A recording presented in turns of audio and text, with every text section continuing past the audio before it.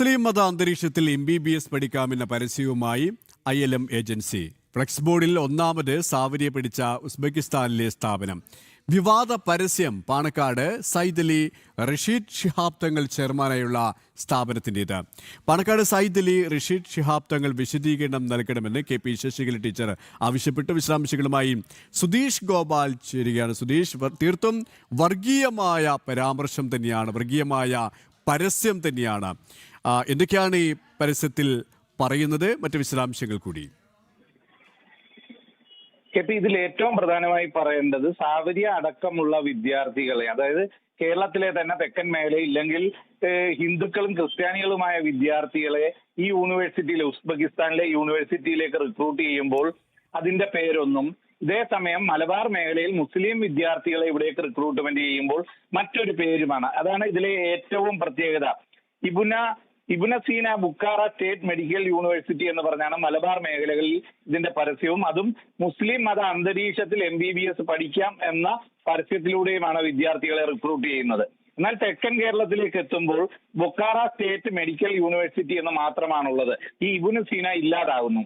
അവിടെ തന്നെ ഏറ്റവും വലിയ തട്ടിപ്പ് തുടങ്ങുന്നു.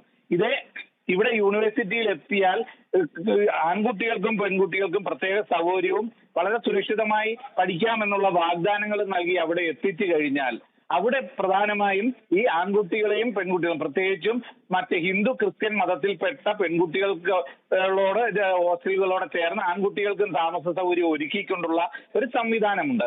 അപ്പോൾ അത് മതപരിവർത്തനത്തിലുള്ള സാഹചര്യം ഒരുക്കലാണോ എന്നതാണ് ഏറ്റവും പ്രധാനമായും KP ശശികല ടീച്ചർ ഉന്നയിക്കുന്നത്. ഇത് സംബന്ധിച്ച് ഈ ഒരു ILM എന്ന ഒരു ഏജൻസി മുഖാന്തരമാണ് പ്രധാനമായും കുട്ടികളെ അവിടേക്ക് റിക്രൂട്ട് ചെയ്യുന്നത്. അപ്പോൾ അതിന്റെ ചെയർമാനായിട്ടുള്ളത് പാണക്കാട് ശിഹാബ് തങ്ങളാണ്. അപ്പോൾ തങ്ങൾ ഇത് സംബന്ധിച്ച് മറുപടി നൽകണമെന്ന ആവശ്യമാണ് ശശികല ടീച്ചർ മുന്നോട്ട് വെക്കുന്നതിൽ അക്കമിട്ട് ഓരോ ചോദ്യങ്ങൾ ശശികല ടീച്ചർ ചോദിക്കുകയാണ്. താങ്കൾ ചെയർമാനായ ILMന്റെ പ്രവർത്തനം കോട്ടയ്ക്കൽ കേന്ദ്രമാക്കി നടത്തുമ്പോൾ അത് മെഡിക്കൽ വിദ്യാർത്ഥി സാവരിയുടെ അടക്കമുള്ള മരണത്തിന് എന്താണ് കാരണം, അത് സംബന്ധിച്ച് വിശദീകരണം നൽകാൻ തയ്യാറാകണം. മെഡിക്കൽ വിദ്യാർത്ഥിനി സാവരിയുടെ മരണം സംബന്ധിച്ച് ഇപ്പോഴും ദുരൂഹത നിലനിൽക്കുന്നു. അപ്പോൾ അവിടെ ഒരു മതപരിവർത്തന ശ്രമം നടന്നു എന്നതടക്കമുള്ള ആക്ഷേപങ്ങൾ ഉയർന്നു നിൽക്കെ അത് സംബന്ധിച്ച വിശദീകരണം നൽകാൻ തങ്ങൾ തയ്യാറാകണമെന്ന ആവശ്യം ഉന്നയിക്കുന്നു. ഈ സ്ഥാപനം വിവിധ പേരുകൾ പ്രവർത്തിക്കുന്നത് എന്തുകൊണ്ടാണ് എന്ന ഒരു ചോദ്യം ഉയരുകയാണ്. അതോടൊപ്പം തന്നെ ഇവിടുത്തെ മതനിരപേക്ഷ പരിവേഷം കാണിച്ചിട്ട് ഇത്തരം മുസ്ലിം മത അന്തരീക്ഷത്തിൽ പഠിക്കാമെന്ന് പരസ്യം ചെയ്യുമ്പോൾ അത്തരത്തിൽ പരസ്യം ചെയ്ത് താങ്കളുടെ അറിവോടാണോ, ഇത് സംബന്ധിച്ചുള്ള വിശദീകരണം നൽകണം.